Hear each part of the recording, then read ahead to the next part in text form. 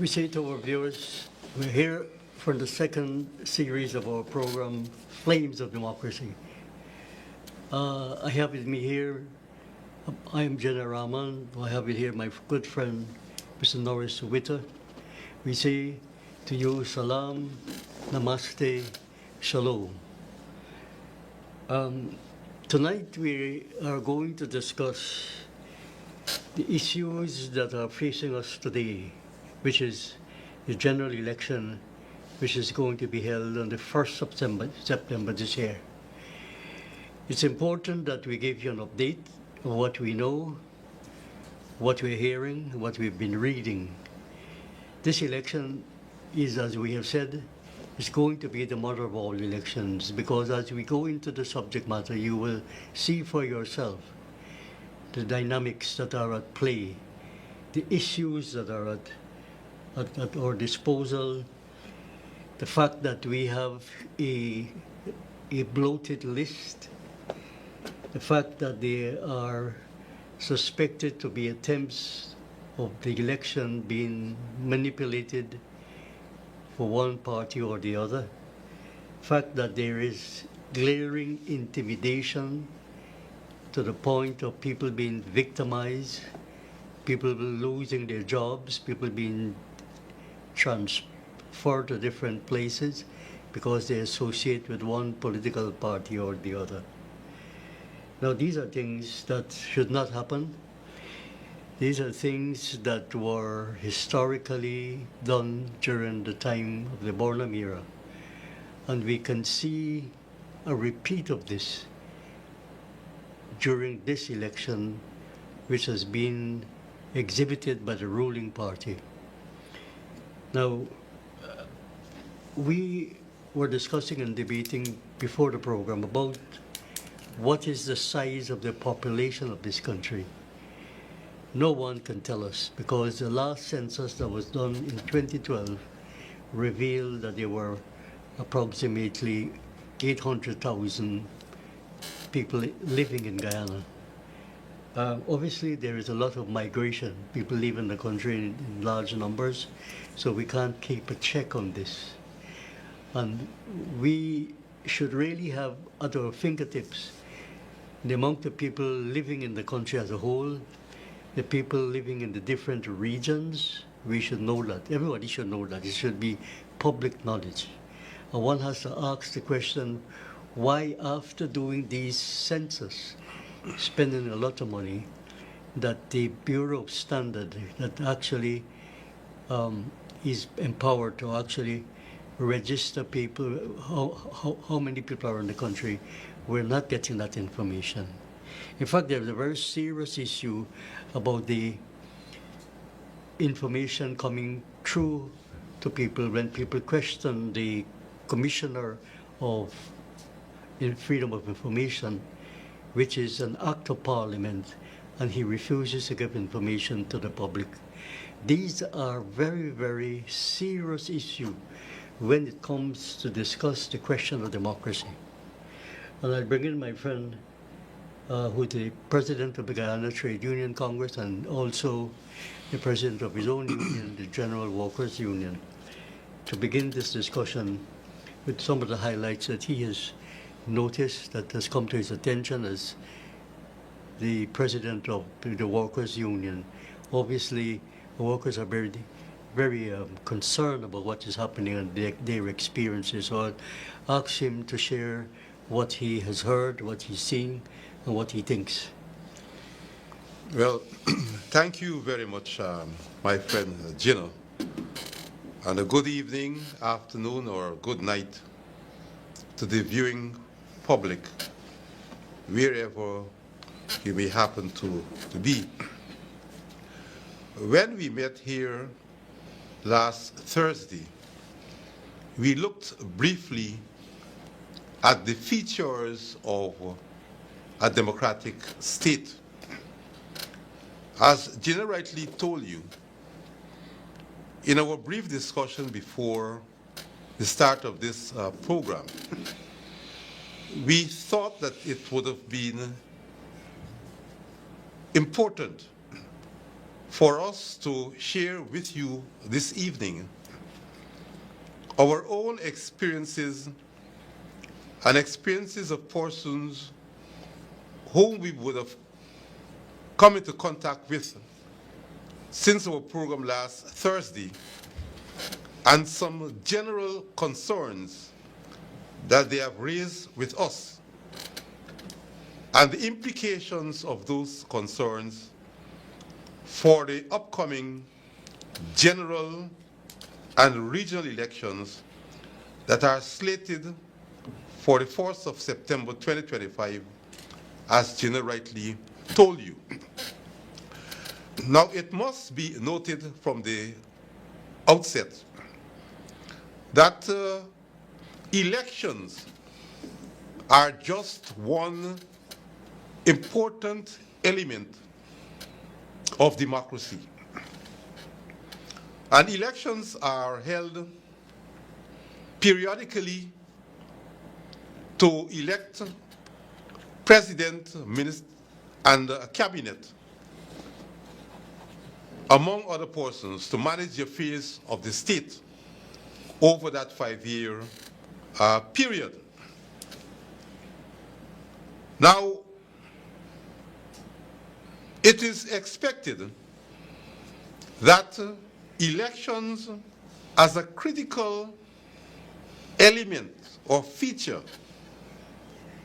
of the democratic process should be held within an environment that is free from fear, and the elections itself should be one of integrity, meaning that it should be free, fair, and also free from fear and free from manipulation.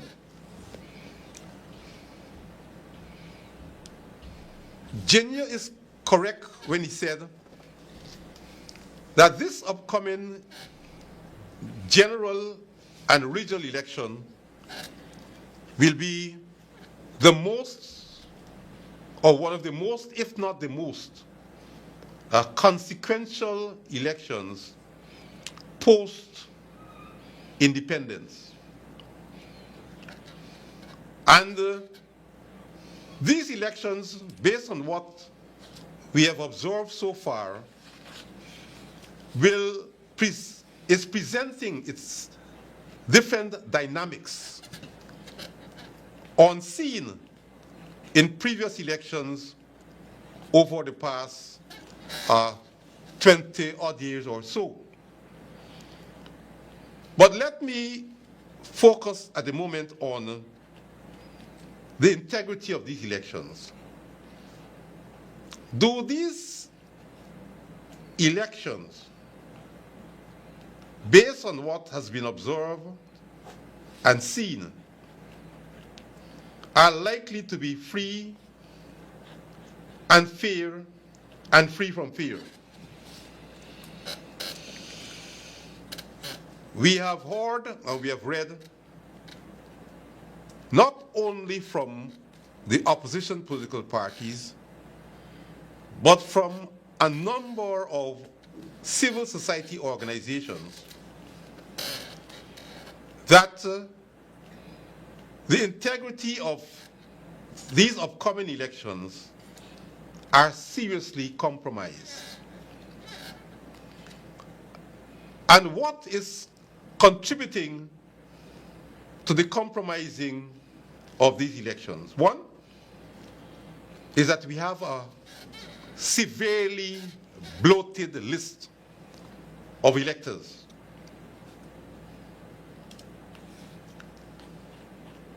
Jinnah made reference to the fact that in 2022, a census was conducted in Guyana, but to date, the results of that census is yet to be made available to the Guyana public. The question obviously must be why it is 3 years after a national census was done, the results of that census cannot be made available to the citizens of Guyana. Why is the results of the census being hidden away from the people of Guyana? And that must raise some very serious questions. Because it is that census that will inform us not only about the ethnic or racial demographics of the country, but it will also give you disaggregated figures as it relates to the various age groups and where those age groups are located. For instance, it will tell us how many persons of the different ethnic groups reside in region 1, 2, 3, 4, 5, 6, 7, 8, 9, 10. It will also tell us how many persons within those respective regions are of voting age and of what ethnicity and of what gender. So we will have an idea. We will be informed as it relates to information pertaining to not only our voting population, but our population generally. So that's a concern. We have noted where, based on the 2012 census, the 2012 census pegs our population at approximately 750,000. The current voters list has an amount of 718,000, which is about 95% of the population based on the 2012 census. Information that we have been able to access outside of the 2022 census, I think these were information suggested that came from the World Bank and other international institutions, is suggesting that our current population should be within the vicinity of about 815,000 persons. Even with a population of 815,000 persons and a list of electors of 718,000, that is also alarmingly high. That will translate to about 90% or thereabout of our entire population. And when one takes into account the fact that approximately 200,000 persons would be under the age of 18, that is under the voting age, then our list should not exceed 620,000. And we are aware also that in this list of approximately 718,000 voters, there are a number of persons who would have died on the list, who would have died locally and who would have died overseas. Their names still remain on that list. We have also, through investigation, observed that there are a number of persons of Venezuelan nationality that are present on the list. We have also noted where a number of Commonwealth persons from India, Bangladesh, Africa, uh, African countries, Kenya, Nigeria, Uganda, Kenya. Kenya are also on the list. And many of those persons who are on the list, based on the law, are not qualified to be on the list. And we have researched and we have found that a number of these persons, their addresses are the same. They seem to be living, you know, during the estate days, what you used to call that Low thing? G. Low G. They seem to be living in a low G-like kind of arrangement. We have information also that suggests that there are moves afoot to do something similar to what one of our Caribbean islands politician is noted for doing. And that is that around elections time, to charter planes and fly in residents of that country who reside outside of that island into the country, and after they would have voted, then arrangements will be made to fly them back to their destination. And that raises the question of why it is when it was contemplated paying the cash grant of $100,000, $200,000 in the first instance to all households in Guyana,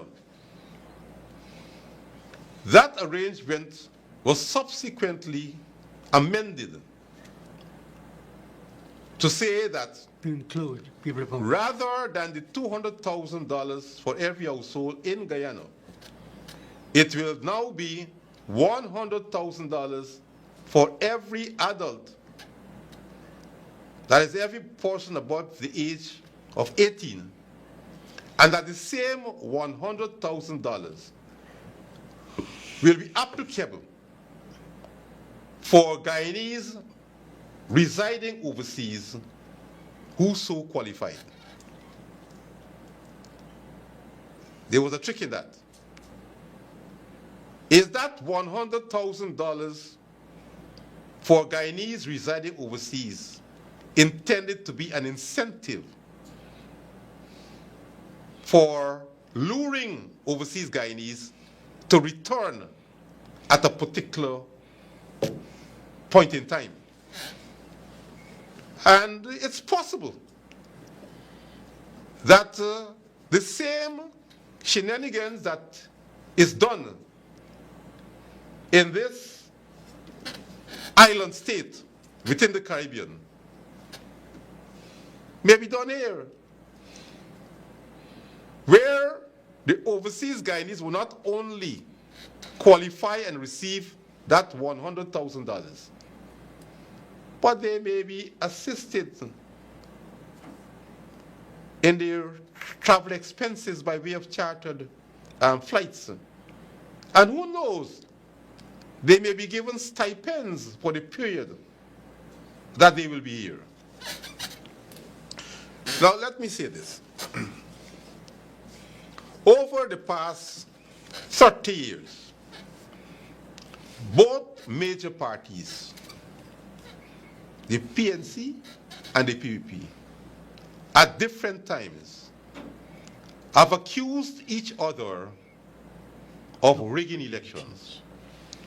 PPP accusing PNC and PNC accusing PPP. Right. Now, why it is? If these two parties genuinely Because we know what the accusation of rigged elections have led to. Post-elections challenges, post-elections troubles. Why would any reasonable politician, a decent politician, compassionate politician, caring politician, will want to have a situation persisting where they conduct the integrity of these elections are challenged post-election? Why would they have an interest in ensuring that everything possible is done to ensure that, one, you have a clean list, you have the kinds of mechanism in place to ensure, because when the list is not clean, when it's bloated, and they have said so, it attracts multiple voting, right? And what is referred to as voters impersonation, where other people, where live people vote for dead people, and live people vote for absentee people. Right. So people who are here vote for persons on the list who are not here, right? And thus raises the question of biometrics. Because what biometrics was intended to do is to eliminate as far as possible multiple voting and voter impersonation. Let me say this to you. Do you know that both of the major parties, and I'm saying now that the leadership of both of the major parties, the PNC and the PEP, have on different occasions agitated for biometrics? When the PPP was in opposition between 2015 and 2020, no lesser person than the General Secretary of the PPP was in Parliament, and not only in Parliament, but during his Thursday press conference, could be seen vehemently agitating for biometrics. And he did not only say he's demanding biometrics, he said, I'm demanding enhanced biometrics. Then we said, enhanced biometrics. He qualified what kind of biometrics he wanted. The opposition parties are saying the same thing, demanding the same thing. Now, if all the parties at some point in time have demanded or have seen the need for biometrics, then it must raise question. And it's logical. It must raise question as to why a party that demanded biometrics at a given point in time is now reneging on that position. Must raise question. Why? Is there something sinister afoot?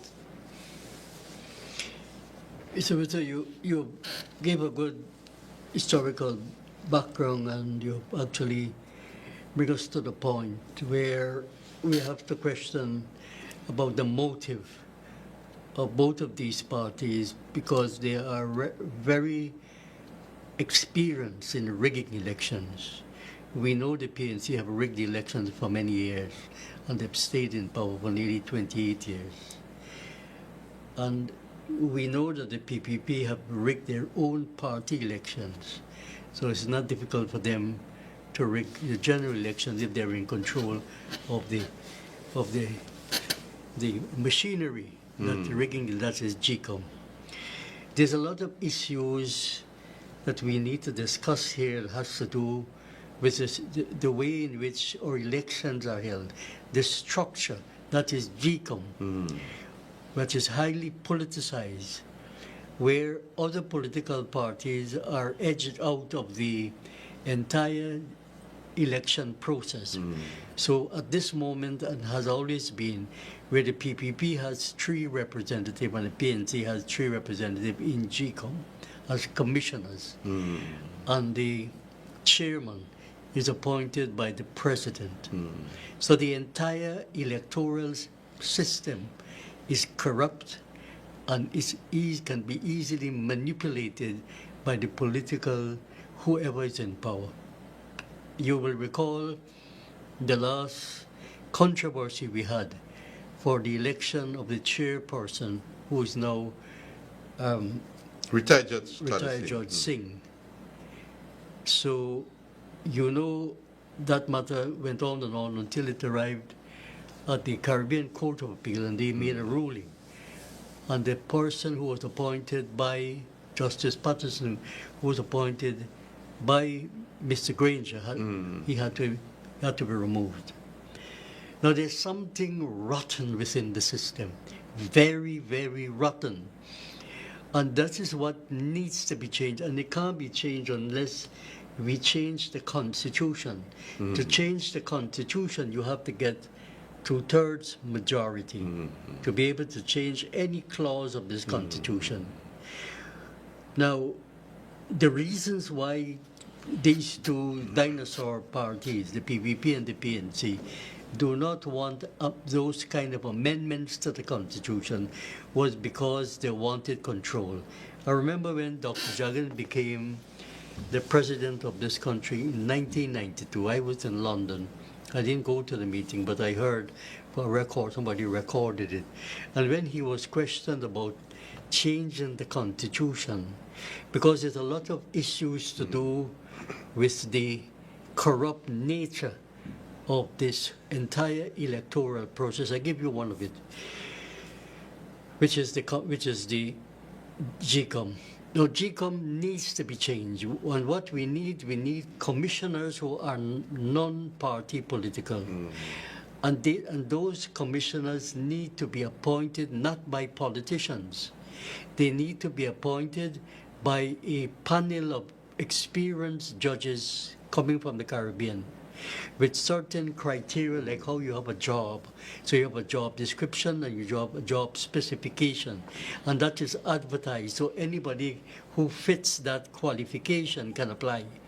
And then you get those judges shortlisting these candidates, and of them you pick 6 of them or 7 of them. And when they would have been selected, then those names go to the Parliament, and then the Parliament decides on them. By 60% of the parliamentarians will vote on each and every one of these selected person that was selected by that panel. Now, if you were to get that, and they would have agreed, the Parliament would have passed these people, then what will happen is, in the first meeting of GCOM, the commissioners will then elect their chairperson.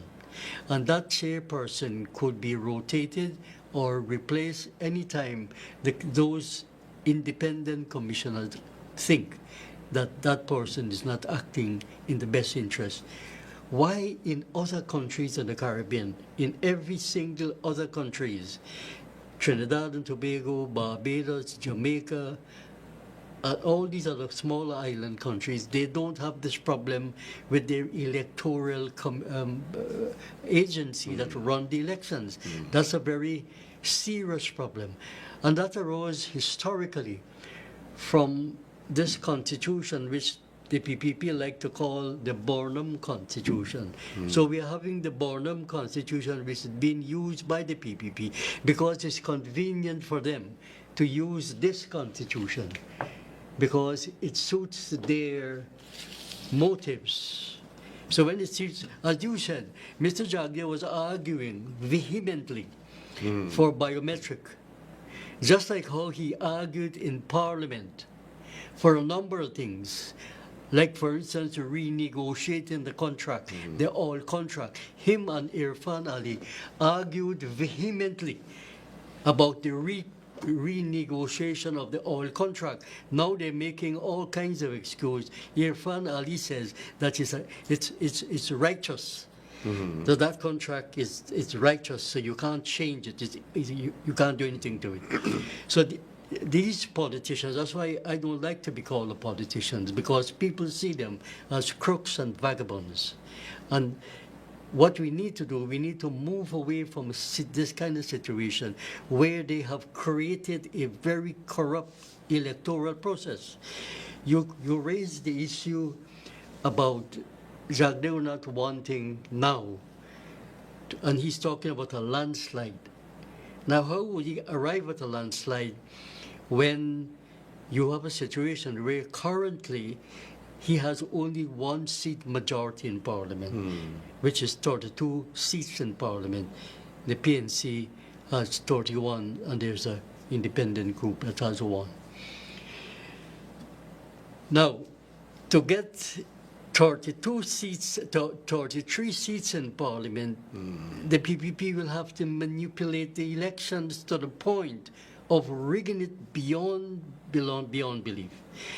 And I put it to you, some of the issues you raised here, that one of the reasons why we do not know how much people are eligible to vote is because you can know that quite easily, because the immigration authority can tell you how many people have left the country. And people are leaving the country all the time. So what needs to happen to curtail and to have some control of who can vote at elections? Jagan used to say,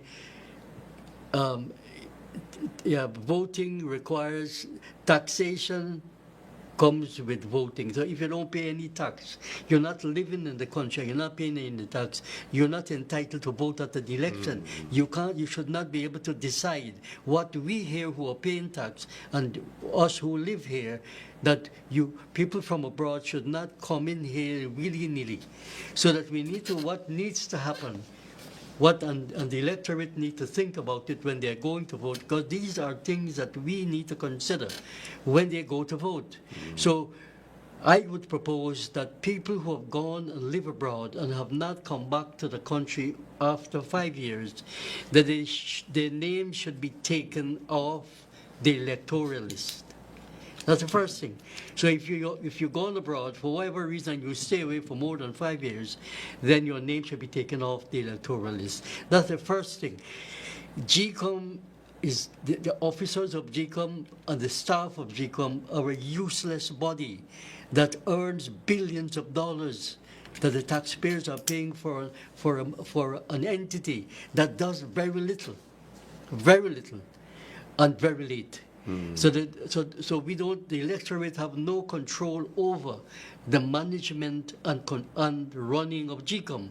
They are a body upon themselves that actually encourages the rigging of election and the manipulation of election. I don't know what you think about that. Okay. Jinnah, you've raised quite a few very interesting matters. But let me deal with the question of the possible outcome of these elections. I think these elections have taken on a dynamic on its own, which to some extent can be considered within recent times unprecedented. You may have only seen what we are experiencing now, possibly in 1950, when the original mass political party was formed, with the J-Guns and Bornum, Ashton Chase, which was essentially Hubbard and so on, essentially a Labour Party, right? You had real national unity. A mass organization. A mass organization, right? Mass movement. Right, and you had broad-based ethnic, racial unity and so on. We saw a semblance of that during the Walter Rodney era. But what we are seeing today, right, replicates with the advent of a relatively new political party. Political movement. Or a movement, you understand? That is attracting portions of all ethnic groups and persons who formerly Let's question that, because there's a lot. We'll come back to that. But the point I wanted to make is this. Because what we're seeing is in this new dynamics, right, is what is likely to be not a two-party race like in the past, a PNC-PEP, two parties that are predominantly of one, supported by one ethnic group. This looks to me like it's been a three-horse race. You understand? More than a three-horse race. It looks like a serious three-horse race. And therefore, in light of what is observed, any person that speaks about a landslide, whatever is it, right, may very well slide on the posterior. Having said that, in my opening statement, I looked at the elements or the things that have the potential of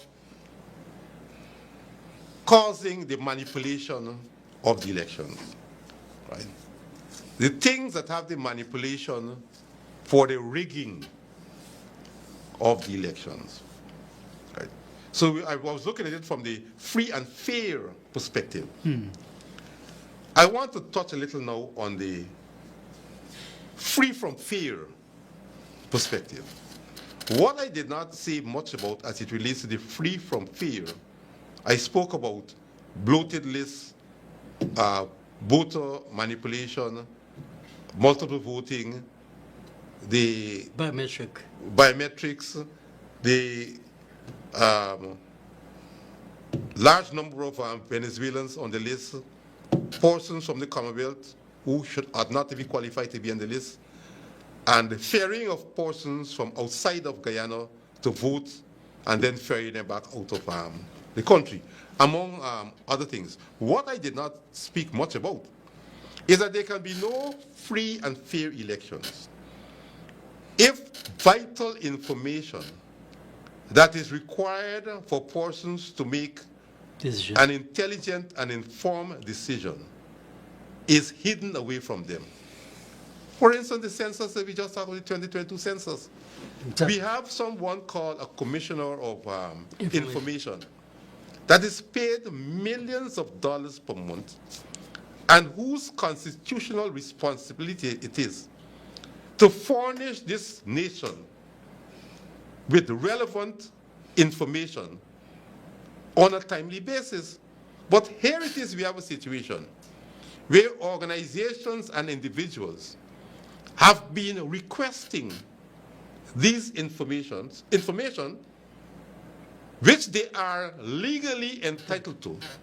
And yet, this commissioner of information, who served twice as an attorney general under the PPP administration, stubbornly refuses to make the information available. Rather, what he does, he vilifies and he demonizes the person or persons who would have been requesting this information. So, in the absence of appropriate and critical information to the populace, to the electorate, right? You are denying the electorate the opportunity and the right to make an informed, critical, intelligent decision as it relates to casting or exercising his or her franchise. Now, on the question of fear now, an election free from fear, we have already seen where on a number of instances where supporters, well, at that time, the Win party was not a party at that point in time. They're still not a party. It was not declared as a party. Well, it's contesting election of They call themselves a movement, and the reason to that. We had an incident at Lima, I can recall, right? That was before nomination day. We were at Tushao, right? At Tushao, harassed a supporter of that party. Then we had another incident at number 47, I think it was, where a supporter, and what is strange is this, and I've not experienced this kind of phenomenon since the days of Burnham during the Walter Rodney period, where the party in power, right, has been openly attacking portions of other organizations. At number 47, I think it was, right, where a woman who holds, she said so, she said, I am a supporter of the PPP, was seen on camera striking, I think her name was Jafar Ali, right, striking a person of male descent, I think his name was Terence Moore, right, and I think he happens to be a PNC supporter. AFC or something, striking this man. And he also retaliated. Defended. Right? Now, what happened? Terence Moore was arrested by the police. And it was not until it was a good thing that someone videoed that thing. So that she hit him first. He was the aggressor. Yeah. And that is how Terence Moore was released. Had it not been for that person who filmed that incident, Terence Moore might have been jailed. Yes. Right? And the thing about it, and nothing happened to her. You raised a very important point there, which is the essence of what we are discussing here. The flames of democracy, under flames of democracy. Do we have, the last program, we discussed whether we are living under a democracy or a dictatorship. And the features of dictatorship, some of the things you raised there about having free and fair election and free from fear, it is present in today's election atmosphere very, very clearly.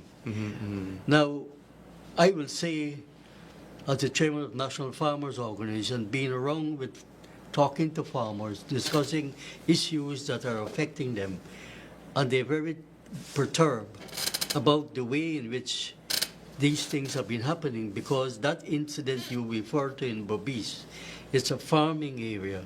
It's an area where Mr. Azruddin visited and he was talking to people. Interestingly, Mr. Azruddin, as I know it, doesn't go to a place unless he is invited to go.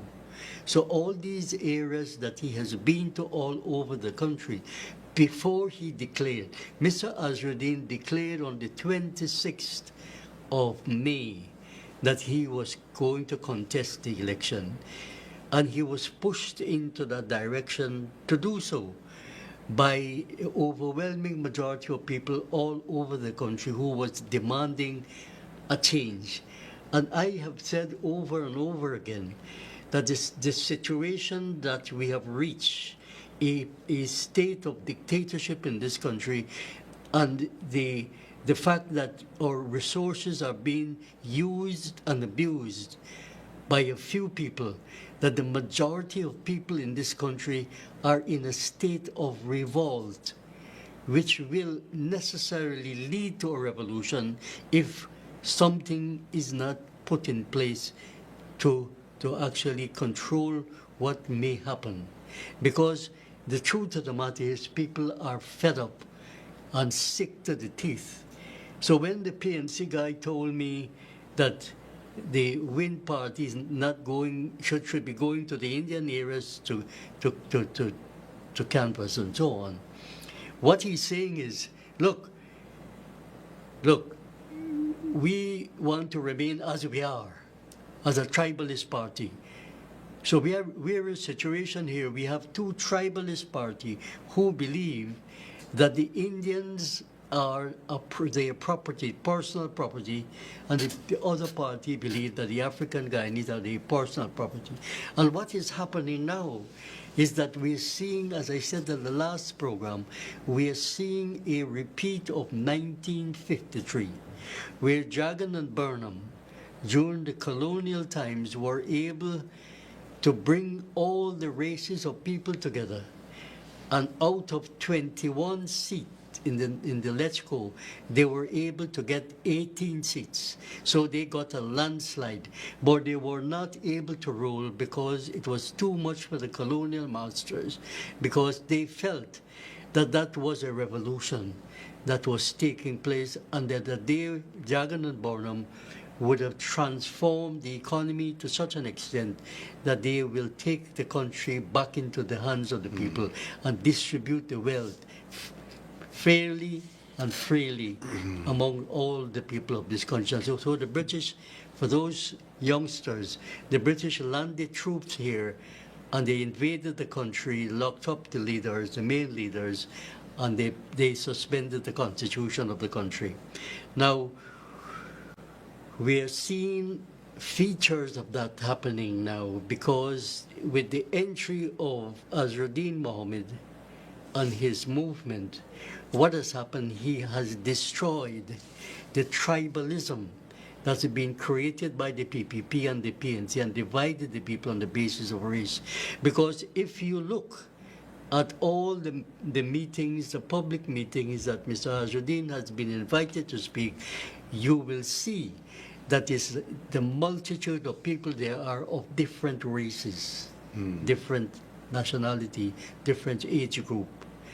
So that whether we like it or not, and I told the PNC man, I said, whether you or I like it or not, there is a silent revolution taking place where people are coming out regardless of whether the administration, this current ruling class, whether they like it or not, whether they suspend them, whether they intimidate them, whatever. People are at this point where they don't care a hell. They want a change, and they don't want an exchange. So that is the point where we're at the moment as far as the democratic process is concerned. I don't know how you see it. Well, let me say this. No party has a monopoly over any group, wherever they may be. Every party has a right, legitimately and legally, to campaign wherever they so choose to campaign. But this question of rigged elections, I see the two major parties, or what should be two major parties, time to time accusing each other of rigged elections. The PNC came out of the PVP, right? Some people say they're two peas in the same pod. And I recall it was Burnham when he was being accused, the PNC was being accused by the PVP of rigging. Burnham responds that, Cherry, is you teaching for rigging, right?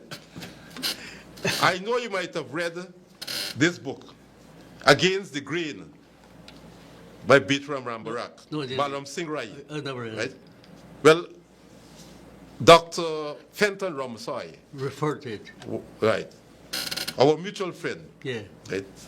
He said when Chetty was approached on the Balam Singh Rai matter, when the election was rigged against him, Chetty's response to Dr. Fenton Ramsay was, Doc, the party works in mysterious ways. So that was how the accusation of rigging of the party election was answered by Chetty. The party works in mysterious ways. So rigging works in mysterious ways.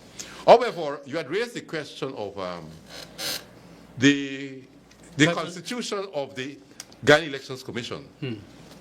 Prior to 1992, the commission was made up of one person, Harold Bollers.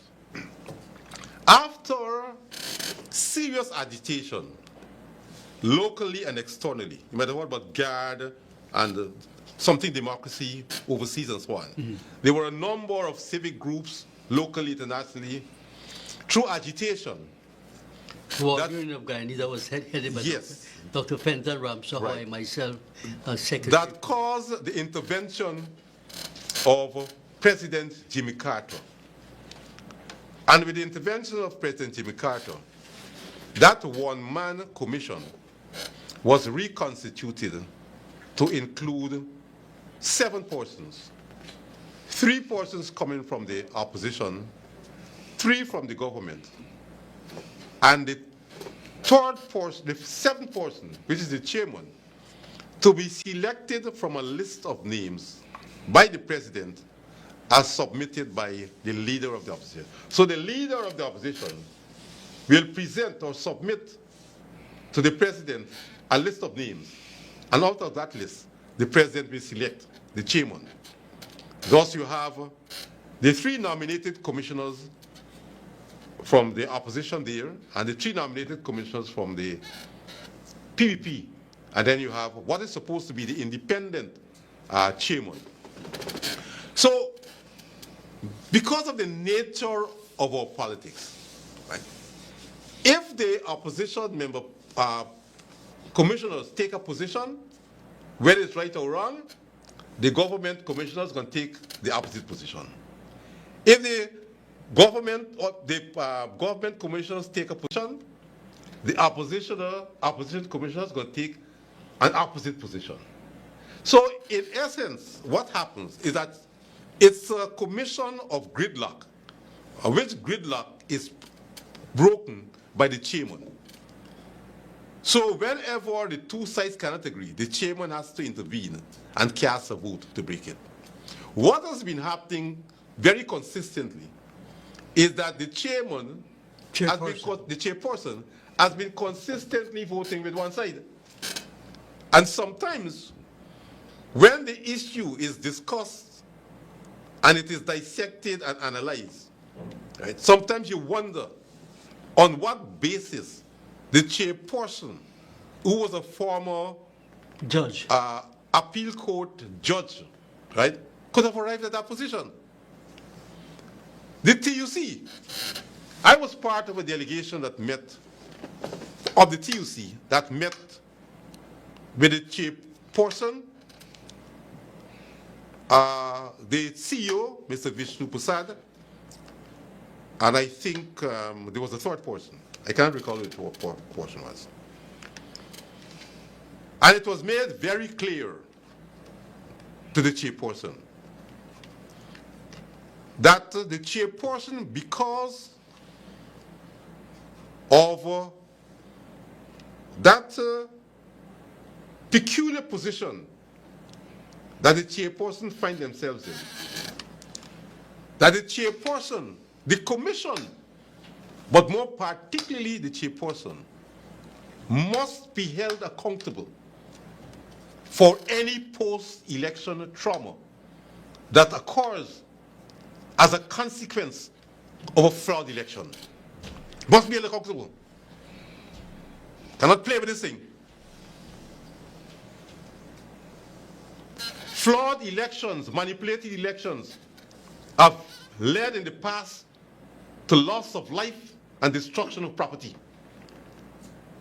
And we cannot allow persons who have the responsibility in delivering an election that is free, fair, free from fear, and credible, mess around with it and putting the lives of people and their property in jeopardy.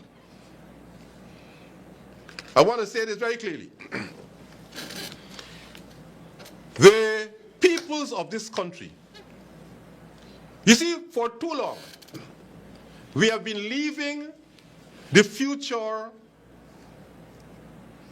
and the soul of this country to the devices of the politicians. The masses of this country must take up their full responsibilities, and they must decide. They must define where this country goes as a nation. And therefore, The first step is that the people must demand that this upcoming election is free and fair and free from fear. We must demand that. As a matter of fact, I think very shortly, this matter will be seriously interrogated among a number of organizations and individuals. I'm not going to say it now. I'm not going to say it. But our position must be anyone who plays around with these elections must be made to answer, must be held accountable, must be held accountable. The truth of the matter is, Norris, that you're right. Let me just conclude by saying this. The current composition of this commission, which is referred to as the Carter formula, was intended to be a temporary arrangement, which has now become a permanent thing from 1992 to date, 33 years. There are two ways in which it can be changed. One, let we have a parliament post-September that denies every party a majority, and let enough pressure be brought to bear on the parliamentarians in that new parliament to reform this constitution in a meaningful way, right? To create the kinds of institution that will work for the people and not work for the politicians. The people of this country will have to accept and take into account their individual and collective responsibility in determining the course of this nation. Yes, Jinnah. Well, Norris, we have come to a very crucial point, but unfortunately, we will have to close because we just have a minute more. But I want to say to you that that was a very precise announcement that you're making to the nation. As the president of the Guyana Trade Union Congress, you represent the working class in this country and working people, and I represent the farmers of this country. Together, we are the majority in this country. The farmers feed the nation, and as far as I'm concerned, they're disrespected. And it is a time that the workers and farmers come together to tell the nation, to tell the people of this country that they have the right to elect a government that is going to make the fundamental changes to this country in terms of their right, their freedom of speech, and their freedom of movement and freedom of association. All of those things which are in this constitution are being violated by this administration. The way in which this administration is behaving is behaving like a dictatorship, because people are, as you have said, and repeatedly you have said it, people are afraid to speak to other people because they're being told that those people are not people who you should be speaking to. And if you do speak to them, you're going to lose your job. Now we have to put an end to that nonsense, and we have to build the confidence in people that they must stand up for their rights regardless. I want to thank you, Mr. Witter, for your firm intervention on this matter. Next Thursday, we are going to have a guest into our program where we'll discuss the question of justice, peace, and harmony. So I close again by saying to our viewers, salam, namaste, shalom. See you next Thursday, same time, same place. Thank you very much. Thank you, Jinnah. Good night.